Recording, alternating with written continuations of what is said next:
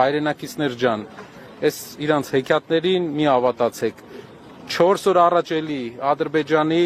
հոգևոր առաջնորդը հայտարարություն անում, որ առաքելական եկեղեցին վտանգա, 4 օր հետո էլի 8 հոգու ձերբակալում են։ Ոնց էլ մենք այդ մեսիջը ձեզ տանք, ձեզ մոլորեցնում են։ Իսկ Ադրբեջանը հրանգավորում է այստեղի իշխանություններին ինչ անեն, պարոն Կարապետյան։ Գիտեք, կա դեդուկցիայով եմ ես հետ գնում, այսինքն կա փաստ եւ այդ փաստից նախորդած ամեն Ադրբեջանի հոգևոր առաջնորդի հայտարարությունից մի քանի օր հետո տեղի ունենում այսպիսի մի դեպք։ Այս մարդիկ ոչ հոգևոր հովիվին են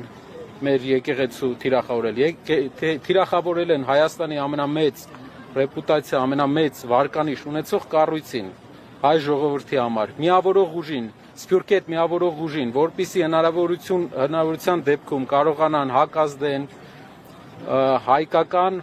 պահանջատիրությանը ցեղասպանության ուղղությամբ։ Այսինքն, որպիսի ցեղասպանության հետ կապված մեր ազգի բոլոր պահանջները, ճանաչման հետ կապված բոլոր պահանջները հնարավոր լինի ինչ որ ձև Հայաստանում արդեն չեզոքացնել։ Շատերի համար կարևոր է, որ միայն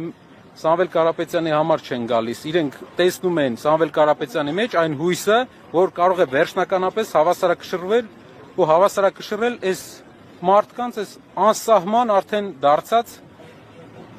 ապօրինությունները, այսինքն մարդ պայքարում է եկեղեցու իբր հոգևոր հովիվի դեմ,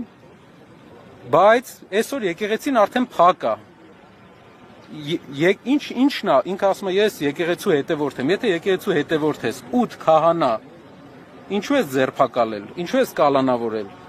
Սա հարգելի հայրենակիցներ համոզում են